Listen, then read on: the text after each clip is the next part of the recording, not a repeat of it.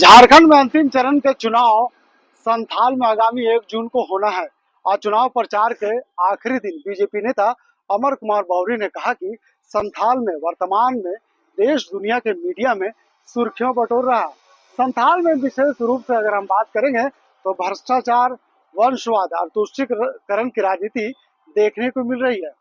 आप सबको मालूम है कि देश के लोकसभा के आम चुनाव का आखिरी चरण 7वां चरण 1 जून को होना है और इस 7वें चरण में देश के 1 अरब 40 करोड़ जनता के नेतृत्व प्रतिनिधित्व के लिए देश अपना प्रधानमंत्री चुनने वाला है। झारखंड के अंदर भी 3 लोकसभा, साहेबगंज, राजमहल, गोड्डा और दुमका, ये 3 लोकसभा का चुनाव संपन्न होना है। भारतीय जनता पार्टी नरेंद्र भाई मोदी जी के नेतृत्व में विश्व के सर्वाधिक लोकप्रिय नेता और अपने 1 अरब 40 करोड़ जनता के लाडले प्रधानमंत्री तीसरी बार देश के प्रधान सेवक बनने के लिए अब की बार 400 के पार के नारे के साथ मैदान उतरी थी एनडीए गठबंधन। और झारखंड में भी हम लोगों ने एनडीए के गठबंधन में 14 की 14 सीटें जीतने के संकल्प के साथ मैदान में उतरे। और मैं आपको बताना चाहता हूं कि झारखंड के अंदर जो पहले 3 चरण के चुनाव हुए हैं, उन तीनों चरणों में सभी के सभी सीटें 11 सीटें भारतीय जनता पार्टी जीतेगी और अंतिम की 3 सीटें भी राजमहल सहित जो पिछले 2014 और 2019 में हम नहीं जीत पाए थे, इस बार वो भी सीट हम लोग जीतेंगे। यह संथाल परगना विशेष रूप से अभी जिस बात को लेकर के चर्चा में है, वो चर्चा है जो प्रधानमंत्री जी लगातार बार बार जो विषय को देश के समक्ष रख रहे हैं, एक मुद्दा बना रहे हैं और जनता भी उसको एक्सेप्ट कर रही है। वो मुद्दा है भ्रष्टाचार, वो मुद्दा है तुष्टीकरण का, वो मुद्दा है वंशवाद का। और ये तीनों ही बातें संथाल परगना में, झारखंड में तो ही है लेकिन संथाल परगना में विशेष रूप से हमें एकदम सामने देखने को मिलता है। भ्रष्टाचार के आरोप किन पर लगे? झारखंड ने 2019 में इस ठगबंधन को मौका दिया था। इन्होंने कहा था 5 लाख रोजगार देंगे, 5 लाख रोजगार प्रतिवर्ष नहीं दे पाए तो 5,000-7,000 का बेरोजगारी भत्ता देंगे। ऐसा कह करके कई एक वायदे करके वो सत्ता में आए थे, लेकिन सत्ता में आने के साथ ही वो जिस तरह से भ्रष्टाचार में फंसे और भ्रष्टाचार करने लगे, उससे झारखंड की तो बदनामी हुई है, विशेषकर संथाल परगना की विशेष रूप से बदनामी। जिस राजमहल लोकसभा में हम बात कर रहे हैं, इस राजमहल में ही एक विधानसभा बरहेट है और एक विधानसभा पाकुड़ है।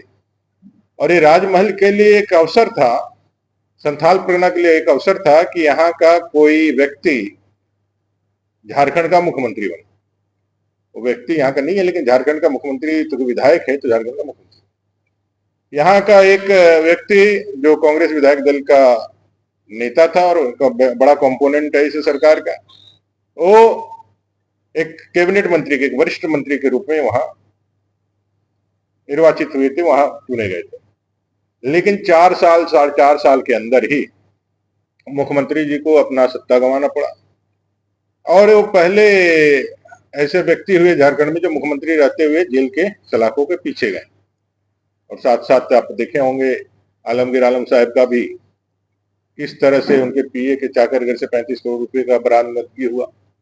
ये राजमहल सीट को, ये राजमहल की जनता को, या फिर इस संथाल परगना को जिस तरह से उन लोगों ने बदनाम किया है, जिस तरह से यहाँ की जनता को या यहाँ के जनादेश को कलंकित किया है, इसका जवाब इस चुनाव में इस पूरे क्षेत्र की जनता ने।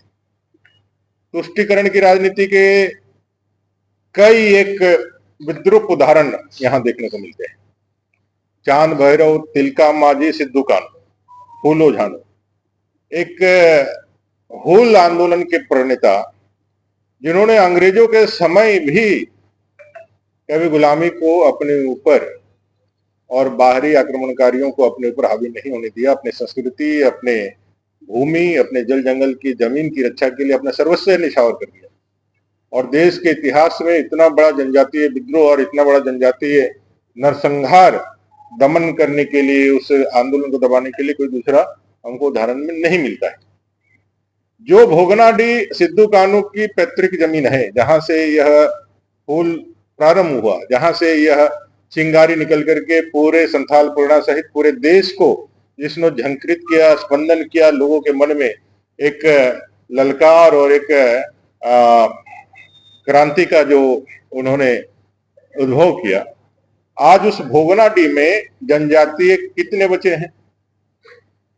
आज जाकर के देखिए, जनजातीय समाज के लोग 2-5-10 घर रह गए हैं, बाकी सारा जो घर है वो सारा घर किनके रह गए हैं? जिस तरह से बांग्लादेशी घुसपैठिया इधर घुस रहा है, विशेषकर मुस्लिम घुसपैठिए, कहीं जमाई कॉलोनी बन रहा है, तो कहीं पोहना कॉलोनी बन रहा है, तो कहीं कहीं क्या बन जा रहा है। मैं घूम रहा था दुआ और इस पूरे क्षेत्र में नई नई कॉलोनियां बस रही है। बस जब यहाँ संथाल पुनः टेंडेंसी एक्ट लागू है, जब संथाल पुनः टेंडेंसी एक्ट लागू है, नन सेलेबल जमीन है, तो किस जमीन पे नई नई कॉलोनियां बस रही है? कौन लोग जाके बस रहे हैं? आप जाकर के देखेंगे तो सारे मुस्लिम आबादी उधर बढ़ रही है। गौरतलब है कि अमर कुमार बौरी ने कहा कि चांद भैरव, सिद्धू कान्हू, फूलो झानो जैसे क्रांतिकारी जिन्होंने फूल क्रांति की नींव इसी संथाल की धरती से रखी थी, ऐसे पवित्र धरती को आज झारखंड सरकार कलंकित कर रही है। लेकिन इन सब बातों से बीजेपी को कितना फायदा मिल पाएगा, चुनाव परिणाम आने के बाद ही पता चल पाएगा। अपने सहयोगी रिजवान के साथ मैं नौशाद, कोयलांचल संवाद, रांची।